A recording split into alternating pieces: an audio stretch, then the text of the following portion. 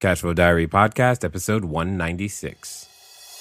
Welcome to yet another exciting episode of the Cashflow Diary Podcast, the podcast that teaches you insider tips, tactics, and strategies for creating leverage streams of cash flow into your life. Learn from top-performing entrepreneurs, business owners, investors, and thought leaders from across the globe as they share their secrets to success.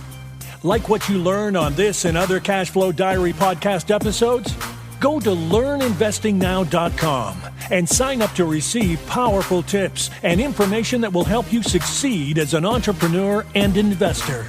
Now, here's your host, investor, entrepreneur, business owner, educator, speaker, author, and master facilitator of Robert Kiyosaki's cash flow game, Jay Massey. Hey guys, gals, people of all ages from all over the world. I'm glad that you guys are listening. And, from time to time, here's what happens over here. We record a lot of the things that I do everywhere I go. And occasionally we end up with these little bits and pieces that are good, but don't really belong anywhere. But we don't, and we have to come up with a creative way to share them with you. And we have two such pieces at this particular moment. So here's what we're going to do. We're just going to share them with you, and you listen, you be the judge, but we think there's good stuff in here that will help you. And we just wanted to make sure that you had it. Here we go. She said, what 3 states would I recommend to invest, and what would I invest in to start? The correct answer is, what is your investor identity? So I'm going to ask you a couple of questions, and based upon how you respond, I'm going to give you the places I think make the most sense. So to use an example from the presentation, this is why this is important, is because if you don't do this, you're going to make a mistake. So I'm just going to ask her questions that relate to the financial targets, risk tolerance, et cetera, et cetera, et cetera, and that's going to help me understand. So what is your primary financial objective? i.e., do you want to build your income, or are you trying to build your net worth? What's more important to you right now? Income, got it. And that is that income today or income in the future? Today, excellent. Are you concerned about taxes and mitigating your taxable liability? For example, if this income came in and was taxable, would that be okay? Or would you prefer it to be not taxable? That's not the answer to the question. She said, whichever nets the most. I want to know, do you have a tax concern now that you're trying to mitigate? No. Okay, great. So if this income was taxable, that'd be fine. Excellent. All right. So when I say aggressive or risky, give me a picture of what that looks like to you. By the way, for those of you who aren't paying attention, remember when I said QVC and home shopping network or going to timeshare presentations? What should you be writing down right now? Okay, keep going. So what would give me an idea of what you consider to be aggressive? What would be an aggressive real estate deal in your opinion? Vacant or 100% occupied? Which one is more risky? Vacant is more risky? Okay, excellent. And then can you tell me about the last 5 transactions that you did? All residential in California. All residential. Is that what you're looking to do again? If available, yes. Let's assume they are available. Is that what you would prefer? Yes. So it has to be in California. So if it's outside of California, you're going to say absolutely no, even if it's a 50% return. No. No. Okay. So it can be outside of California. Yes. Did you hear how I asked that question and why I asked it that way? Excellent. All right. So and you've done residential properties. So you're saying commercial properties or cell phone towers, anything outside of a residence is something you are not interested in. Okay, and what does make sense to you? The return. And what has been the lowest return you've been willing to accept so far based upon your previous deals? It averages from 12% to 80-90% over a decade. 12%? To 10 to 12%? Okay, got it. And is that cash on cash, or is that total return on the whole thing? You can say, I don't know. Okay, that's fine. I asked that question specifically because when you use the profit analysis quadrant, we're calculating total return on investment in all 4 quadrants, not just cash on cash, because most people speak only in cash on cash, and that's okay. I just needed to know. So if you had, so let me ask you this question. When it comes down to the returns that you're looking for, what is the longest you could wait before you receive your next check? If we start a deal today, could you wait 2 years before you got the next check? Yes, I prefer 1 year to start reinvesting. You would 1 year. Okay, got it. So in that 1 year period, would you want 100% of your money back, or could I just start paying you checks? Which would be better for you?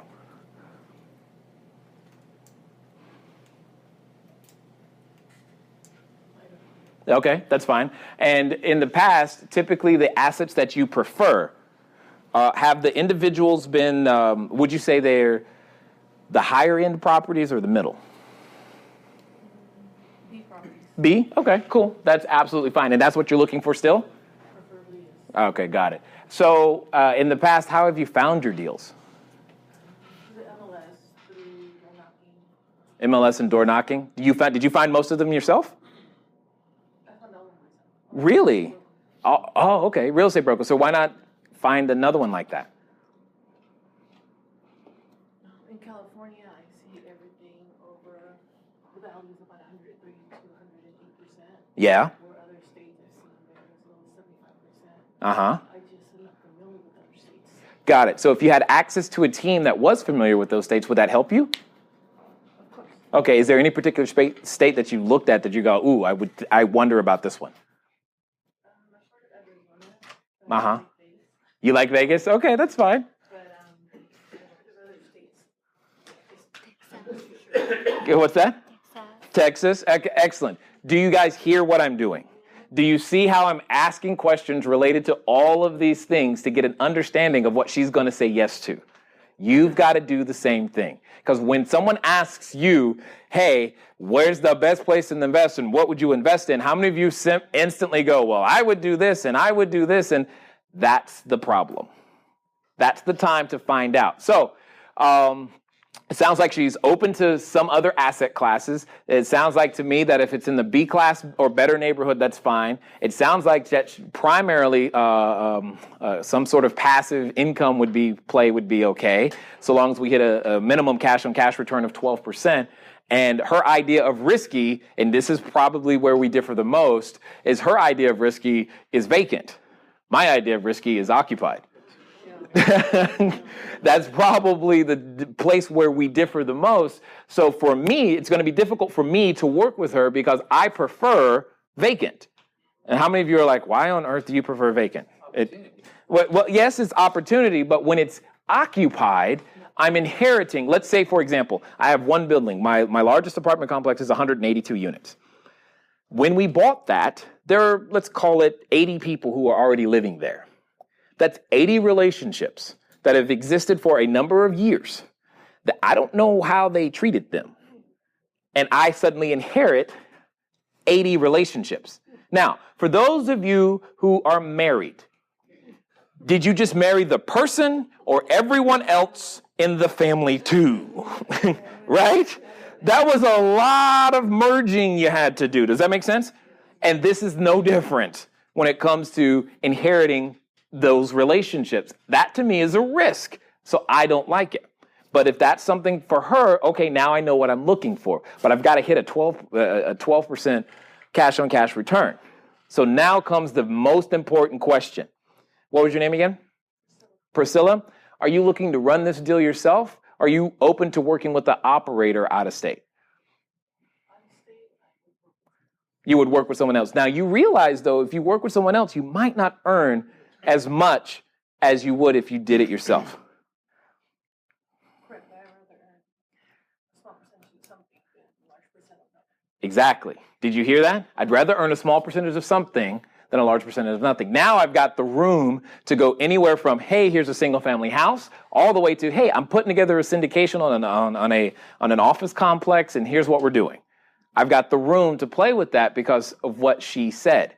So now, based upon what you're saying to me, Priscilla, you like Vegas, okay, great, or Arizona, sure. All of those things considered, there's no reason for us to do something wholly different. I see reasons why Vegas is good. How many of you know, can come up with at least one reason why Vegas is a sound investment market? Anybody, shout it out. What do you think? It's in recovery. It's what? It's in recovery. It's in recovery. What are you going to say? Casino workers need a place to live. Casino workers need a place to live, right? Now, you could always say bet on sin and you will win. Okay? Here's the only thing I'm looking at is jobs. That's really what I'm looking at. Those jobs are resilient. That infrastructure, how difficult would it be to build another Vegas? It'd be pretty hard to build another one. So those jobs are probably not going anywhere anytime soon. Can those jobs be sent to China, Malaysia, Taiwan? Macau. Who? Macau. Yeah, right. They're trying, but you get my point. The point is, those jobs are very, very hard to offshore. So for those reasons, it makes it a resilient market. Now I'm talking to the investor brain, aren't I? I'm not just saying, I like Vegas, because you should have seen her face when she said I like Vegas. It like lit up. I don't know why, but it did. So that's great. But those are the things I'm going to start looking for her. I'm going to look for an operator who's in Vegas. I'm going to look for the 12% cash on cash return, because that's what you're telling me you're looking for. It's not about what I want. It's what do you think, what's going to make, if I didn't think what you were thinking was actually possible where you were talking, I'd tell you that too. But there's no reason to try to sell you on a different marketplace. So you could do what you're trying to do in any of the asset classes. Single family houses, apartment buildings. Well, I probably slant towards apartment buildings simply because they're counter-cyclical to the single family house market. That's definitely something that's on my mind. The other thing that I would look at, and this is going to be somewhat out of the box, is that I would look for cell phone towers, because they're awesome. Just letting you know. So that would be another way to be able to hit the goals that you're trying to hit. I would even consider possibly gas stations. Could do that as well, especially if they have a convenience store attached, and you can buy the real estate with it. And probably commercial retail. I would stay away from office, like the plague. Yes? What would you say, how much time, what percentage of time you spend working on your business as opposed to in your business? Working on the business for me, I spend all my time as far as I think about it, because working on the business is about me and personal development of me. So I, for all intents and purposes, am the brand at this particular moment in time. Cashflow Diary is not big enough yet to be bigger than me. It's getting there. It's making that happen. So any sort of spiritual development, mental development, financial development, whatever work that you're doing in that sense on you got to learn to work harder on you than you do on your job, so to speak.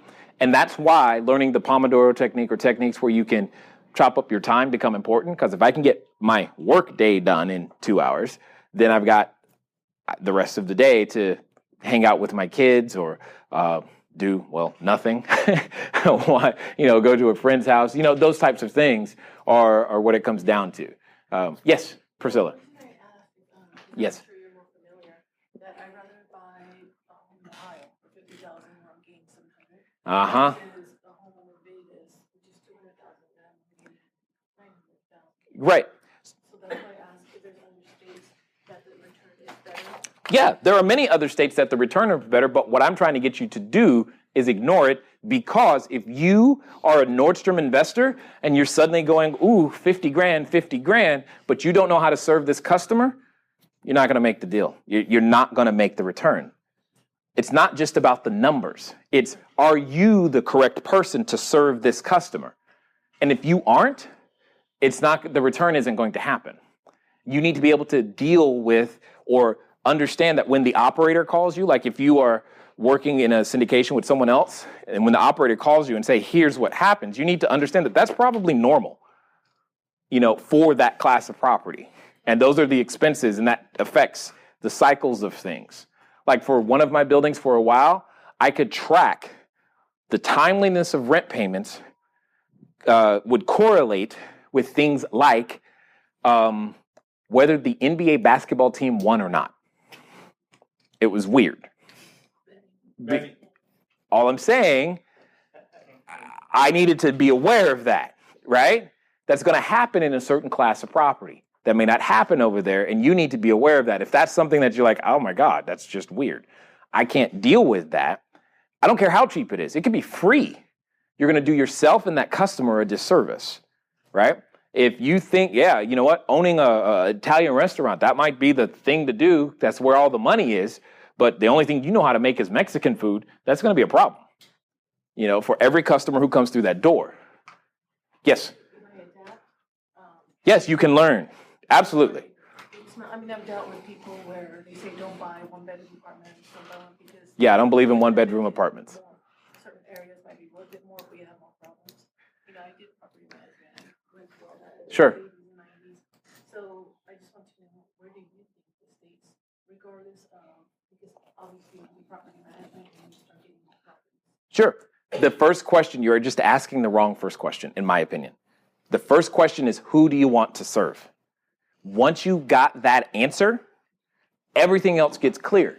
Once I know who I want to serve, if I wanted to serve military people, there's a certain place I would go because I'm best unique to serve them. I can't chase the dollar. I don't want you chasing money. I want you chasing who can you serve the best, because whomever you're going to serve the best is where you're going to be able to earn the most money. Whatever that is. Yes, the returns, you've got to be able to ignore the quote-unquote returns of other demographics and other asset classes simply because you're not skilled at creating the return necessary there. That doesn't mean you can't learn it. That doesn't mean you can't hire a team that does it. You're just going to pay a price for learning it and learning how to do that first. That's really what it comes down to. What I'm saying is start with the customer or investor identity that you know and understand first, which is usually the one that you are most like, and then branch out. That's why I started with lower income property. I grew up Walmart. I know a lot about it, you know. That it makes sense to me. Now my resort, it ain't Walmart. Okay, it's completely different. It's a different class of customer. And I'm working with partners who understand that class of customer. The most important question, first and most important, is who am I going to serve? Once you know who you're going to serve, you can start looking up the population data and economic information to figure out where they are and go, okay, I can serve them. And then you'll do fine. When we're chasing the dollar, we make a ton of mistakes. Ton. How many of you have found that out personally, right? Yeah, you can't. Don't chase the money. Who am I and my team most qualified to serve? Does that make sense? And this is a way of figuring that out. Yeah, go ahead, Dave. Well, I was going to say, like, a lot of times I'm sure when you're asking her questions, she probably doesn't even know how to answer some of those questions. Like, you would. I know that. You know, you wouldn't know if you would want to take on the risk of, say, a cell phone tower or multifamily. Sure. Whatever it may be. And I think sometimes we just go with what we have at the moment, and let's say we want to start out, or correct. Maybe she's already started, but now she's trying to take it to the next level. So you try to expand on what you have and what markets might give me that correct opportunity. Well, the market that's why I asked her what market she had been considering, because I was like, well, that's a decent market to do what she's trying to say. Had she said, hey, I want to do that in Sacramento, I'm like, we got a problem. It's not going to work in Sacramento. But she said Vegas. I was like, okay, cool. Well, we could do it in Vegas. Here's the play that I think makes sense in that case. But that's why you got to ask these questions first to pull out of them the information that they do know. So should we ask essentially those questions to ourselves? Yes. The most important investor identity is your own. Because then we've got to start there. And I always take down deals in the order of IMTD, individual, marketplace, team, then the deal. Me first. The marketplace second, the team. Because see, some of you've hired contractors that only know how to think in granite. And that's a problem if you aren't dealing in a neighborhood that's granite, right? So individual, marketplace, team, then the deal. The deal is the most interchangeable part and the last thing I care about and consider. I need to know about you. I need to know about the marketplace. Then I need to know about the team. Who's going to actually execute this vision? Do they have experience in that? Is that something that they prefer? And then, and only then, do I care about the actual property you're going to do that with. In that order. Yes, Omar. Yeah. You mentioned before an investor profile questionnaire. Yeah. How do I develop that? What do you mean? What's a way to develop it? I don't think I understand the question. I think it was in item number 5, develop and public. Yes, you mean this slide right here? Oh, is that it? Yeah. It's that one. I couldn't read it. Yeah, that's fine. Yeah. What do you mean? How do I develop it? I just take the same questions that you heard me ask, put them on a sheet of paper, and I just ask them over again. Is it in your book? It's actually not in the book. I will tell you how you can get my investor profile questionnaire for free if you'd like. Hold on. You can go to cashflowdiary.com/5 sheets. Basically, when I was doing wholesale transactions, I reduced a wholesale transaction down to 5 sheets of paper. And those 5 sheets of paper are what you'll get. And also the investor profile questionnaire is inside that download if you so desire. And you can have that at no cost. Yes, Gigi? I was just going to say, don't lose the opportunity to ask good questions. Yeah, absolutely. The best thing that if there's anything that I work at doing is becoming a proficient asker of questions everywhere I go. It's what I do. I collect them. I study them. I want to know. Every time I'm in the middle of the negotiations, I'm listening to the other side for the question that they're asking next all the time. Here's one of the best questions that I ever heard in the middle of negotiations. You know that weird moment where you feel like you're close to the end of a deal and you really want to just make sure it's solid? Here's a question I give to you. You ask it of the person. So you feel like everything's good, but here's what you do. You simply ask them, hey, I'm just curious, is there anything else that I could give you to make this a better deal for you? Once they answer that question, you now can ask for any darn thing you wanted, and you'll likely get it. It's awesome. I get excited for that because that helps to get deals done and get them done faster. Because when you suddenly take them to, he wants to do something to make the deal better for me, well, this would be great. Cool, I have no problem with that. Here's what I would need from you. And then all of a sudden they're like, okay. Everybody's happy and we're done and we move forward. Anyway, have fun with that one. Okay, so that was the little bit that came from a different live event. And most importantly, the concept of investor identity is huge, and understanding it will help you make far less errors in your judgments with team members, with marketplaces, and as well with property selection. It's one of the places that I promise you, if you've had a deal go south, that's where you made the error in judgment. Now, one of the things that people often ask me is, Jay, how can I figure out my investor identity? Or more importantly, how can I get more information on some of these negotiation skills and techniques, etc.? And you guys, you get to pick up a free copy of the book, Cashflow Diary, 10 Steps to Creating Wealth in Any Economy, and you can read it for yourself.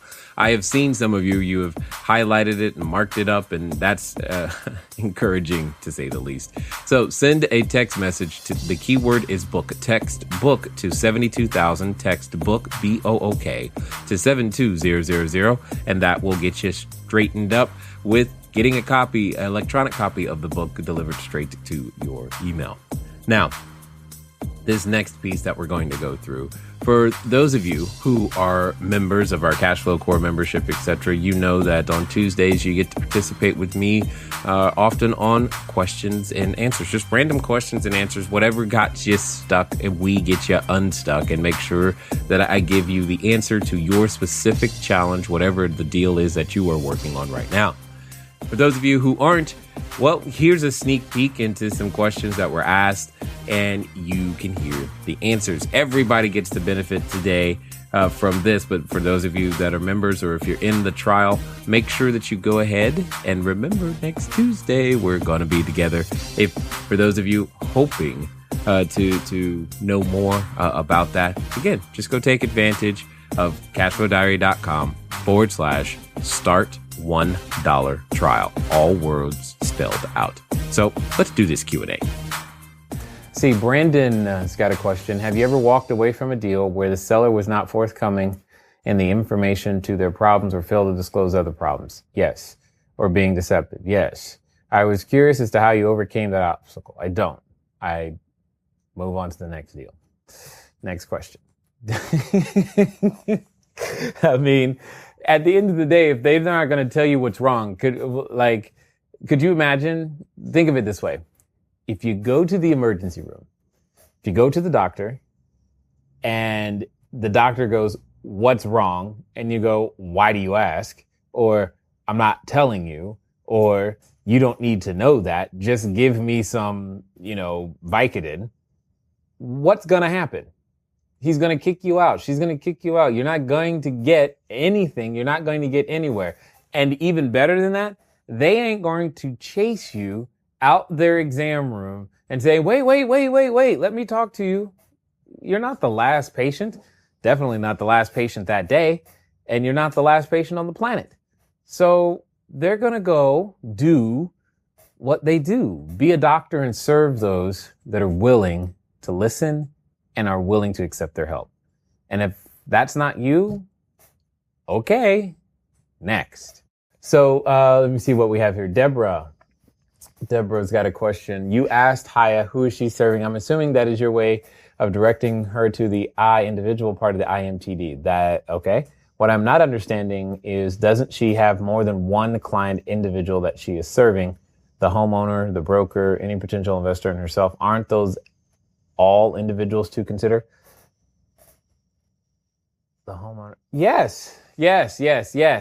Absolutely, Deborah. They all are individuals to consider. That's why it's IMTD. So each individual in the deal has their own investor identity. For example, you mentioned obviously Haya herself is you the investor yourself have your investor identity, and we've got to get that on straight. Once we've got that on straight, we've got to be working with the marketplace, right? The marketplace has an identity. For example, California has a certain identity when it comes to producing certain types of real estate and real estate related benefits. But the team, so when you start talking about the broker, the broker involved has a certain identity as well. You need to know what that is. Now, if it's a short-term deal, it's not always, or if it's transactional, like it could be with most brokers, it may not be as imperative that his or her investor identity match. However, it's going to help if it does, because if you're working with a person whose investor identity is the same, they already have naturally around them the resources necessary to execute. So, and definitely the potential investor, of course, the potential investor's investor identity, all of those are individuals to consider. The cool thing about that is when you begin to consider it, it narrows your marketing efforts and it makes you go, okay, here's the person I'm looking for, period. Here's the person I'm looking for. For example, to give you guys an understanding, the person I'm looking for when someone's going to, buy a deal from us or invest in with us, I'm typically going to be doing business with a high income W-2 or self-employed individual who is time strapped, but has some cash to work with. That's generally the profile, male and female. Most of them have kids, at least one, usually two. Not always, but usually that's the case. And sometimes their kid is their pet, and that's fine. All of that is, inside of there, but that tells me whom I'm serving. And when you know that, that's what you're looking for. Those are the characteristics you can begin to count on for people who you're gonna know who you can best serve throughout the entirety of the transaction. Just because someone is willing to do business or needs a place to stay doesn't mean they're the right customer or the right fit. Or just because there's an opportunity in a neighborhood doesn't mean you're the right person to be operating in that neighborhood. Earl, I think the owner of the property may be in jail or a mental institution. He set fire to himself and the house. Oh, okay. This is starting off awesome. I am now trying to find out if a mortgage is still on the property. I can't see where the mortgage company has paid. The taxes since 2012. The taxes are being paid though. Last year was by a check. I guess the question is, how do you find out if a house has a mortgage and whom it is with if the owner is missing in action? The first answer is going to be title.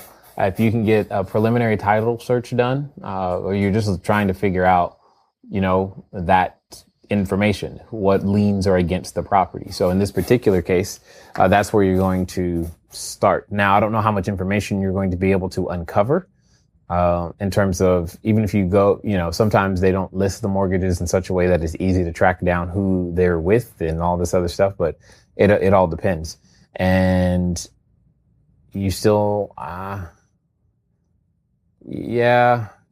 could have been, don't assume that the mortgage company is paying those taxes. Somebody else could be doing that still. You just don't know. There's a lot of unknowns, that's for sure, but you definitely have uncovered a problem. If you find a way to its solution, that'd probably be a good idea. Update. Okay, he's in jail for insurance fraud. The whole setting the place on fire thing. Got it. Looks like it may be in the bank's hands. However, I'm still digging because I don't see a trustee on it and someone paid the taxes in January. Would the insurance company have paid off the house? Maybe they would. Maybe I don't. Directly to the mortgage company. Possibly. I don't know. Who would own the rights? Thanks in advance in the input. Yeah. You've got to. It's going to start with the title company. That's where I'm going to start on this. Start with the title company, then try to. Get a name.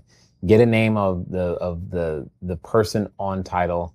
Try to see what kind of records you can dig up at the county in terms of if you can get an address, like where the mailing address specifically. If the mailing address on the tax, the property tax documents, the property tax bill specifically, are different than the physical address of the property, that's going to begin to give you a clue. Somebody owns it. Finding out who is the challenge here. But once you find out who, then you just got to get them on the phone, because I'm sure that whatever the problem is, they're willing to let it go. And I wouldn't know. Maybe try calling the actual insurance company if you can find that out. I don't know. Look it up and see if did this incident make the newspaper. So try that. If this incident made the newspaper, that might give you some clues of where to look. You've got those avenues to begin to start poking and digging, I guess. Check with code enforcement, because if the property is still in disrepair, it's probably on their list, right? And they know who the person is that they're mailing those notices to somebody. So somebody's opening those notices and reading it. So those are the things that I would begin to do. Seth is asking, would you ever do a subject to deal without title insurance? No, I would never do no. The short answer is no. Especially if we were talking U.S. property, the answer is no. Get title insurance. I've already been down that road of not getting title insurance on a deal before. Get title insurance.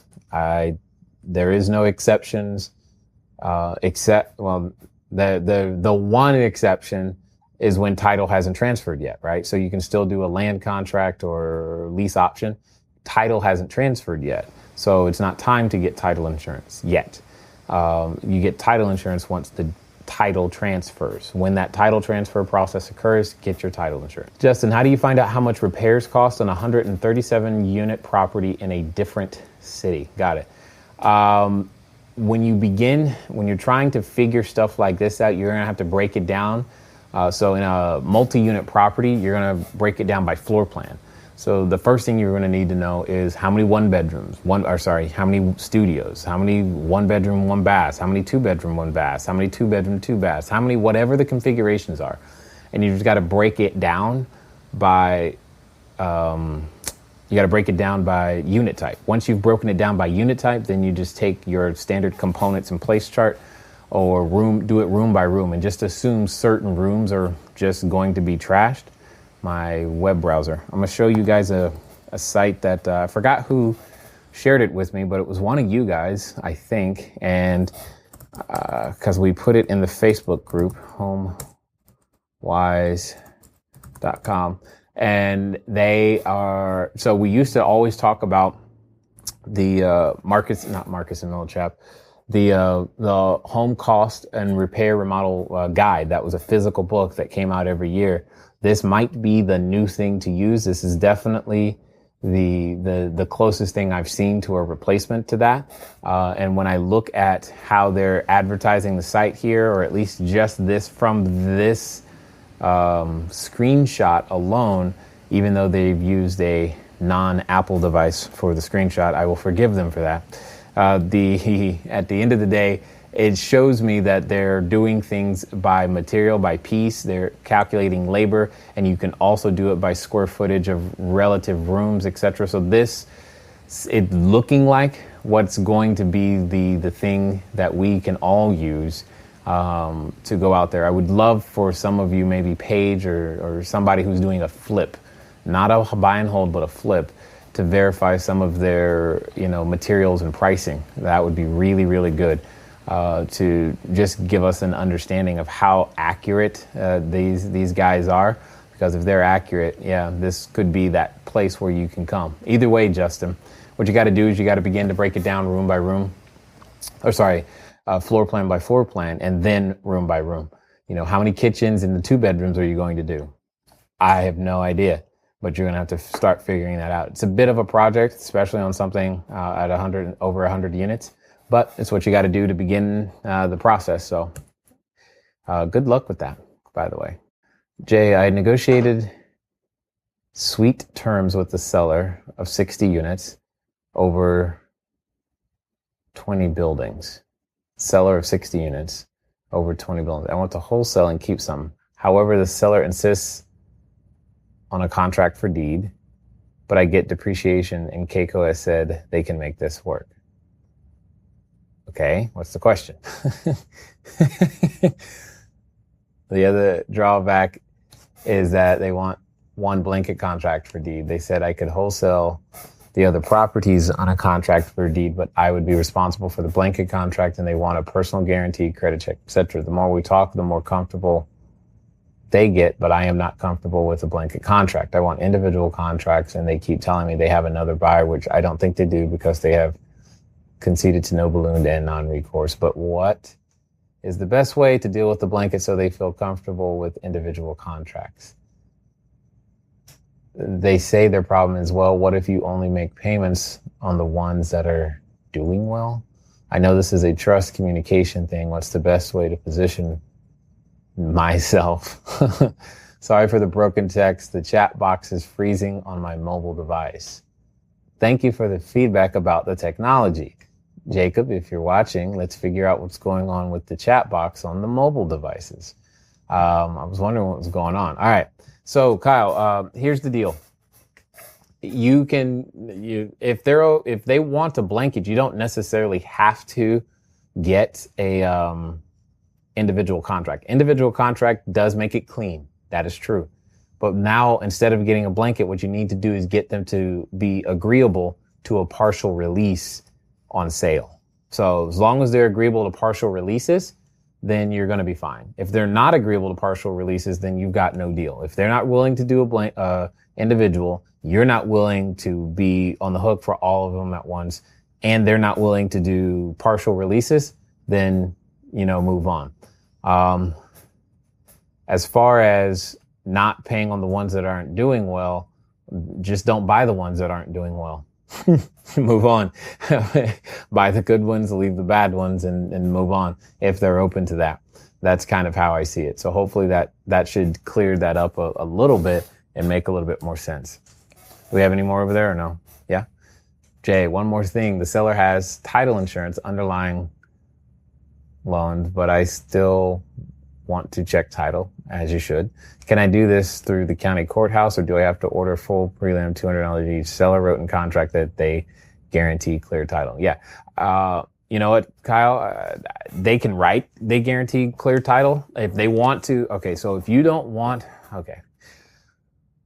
If they're going to guarantee clear title, then what I want is a bond or an escrow account for the equivalent dollar value of about 5 houses. That's what I want. Five houses at retail. If they want to guarantee title insurance, cool. Then I want a bond that says if somehow the title is defective in any way, this bond is going to pay me to indemnify me from any sort of issues, and then they're going to put a new bond in place. I think when you say something like that, they would rather go down the title insurance route at the end of the day. So just keep that in mind. Michelle, on a lease option deal, the property needs about $10,000 in repairs to get it rent ready. Okay. I have a private lender willing to put up $3K in escrow and to pay 6 months of mortgage payments and the $10,000 for repairs. Okay, how would a lender secure his position and get paid back in, let's say, 5 years? It's just a promissory note. There's nothing more complicated than that. So if you've already got that, again, guys, I've said this before, I say it again. Once you've gotten to that point, you've got verbal agreement in general of what you're going to do. It's not about you to know how the lender or how XYZ is going to secure their position. You take this to the attorney. You get on the phone and say, here's what we want to do. The attorney is going to tell you what documents to use. You are not the legal expert, and you're definitely not the expert on how the seller is supposed to secure their position. Your knowledge of how the seller secures their position and explaining to them, you think makes you better. It's a liability. Please just take it straight to the attorney and quit trying to tell, here's the tools we're going to use, and gee, don't I know so much. Just go straight to the attorney. If you've got verbal agreement, go straight to the attorney. I'll say that one more time. If you've got verbal agreement, just go straight to the attorney. They will work through the details to help all the rest of the stuff come out. Michelle, on a lease option deal, the property needs about $10,000 in repairs to get it rent ready. Okay. I have a private lender willing to put up $3K in escrow and to pay 6 months of mortgage payments and the $10,000 for repairs. Okay, how would a lender secure his position and get paid back in, let's say, 5 years? It's just a promissory note. There's nothing more complicated than that. So if you've already got that, again, guys, I've said this before, I say it again. Once you've gotten to that point, you've got verbal agreement in general of what you're going to do. It's not about you to know how the lender or how XYZ is going to secure their position. You take this to the attorney. You get on the phone and say, here's what we want to do. The attorney is going to tell you what documents to use. You are not the legal expert, and you're definitely not the expert on how the seller is supposed to secure their position. Your knowledge of how the seller secures their position and explaining to them, you think makes you better. It's a liability. Please just take it straight to the attorney and quit trying to tell, here's the tools we're going to use, and gee, don't I know so much. Just go straight to the attorney. If you've got verbal agreement, go straight to the attorney. I'll say that one more time. If you've got verbal agreement, just go straight to the attorney. They will work through the details to help all the rest of the stuff come out. Juan, how are you? My question is how do I get over the excuses and fear? Juan, well, step one is at least recognizing you have a problem. So good job. You have the excuses, you have the fear.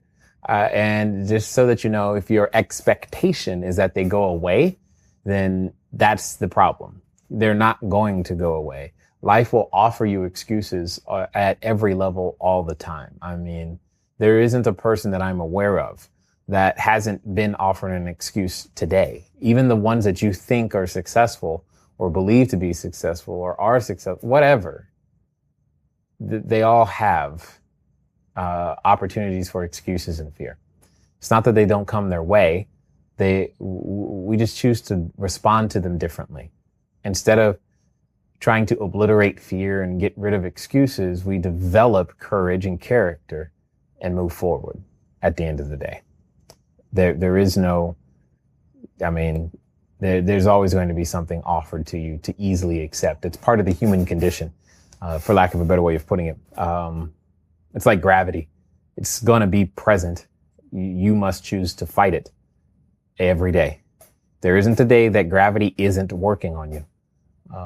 For most of us, our natural states, if left to ourselves, we're lazy and self-indulgent, selfish, little people, all about me, right? And at the end of the day, anyone who chooses to rise above that are those that tend to accomplish. So, welcome to the human race, I guess. I have no idea. You just got to learn, like I said, developing courage and character. You'll get there.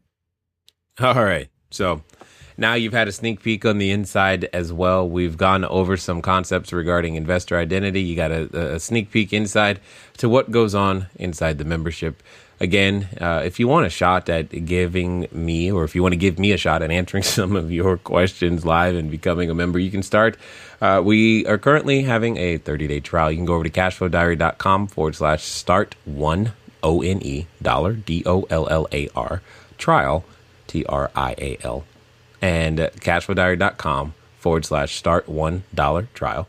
And you can begin to experience everything that we do allow you to have inside the membership. Anyway, what I do want to say is, guys, hopefully this has been helpful for you. That's our intent. That's the goal. And I'm glad when I always get a chance to meet you guys at some of these events that I've been at. It's been fun talking to you today. I look forward to talking to you soon. Until next time.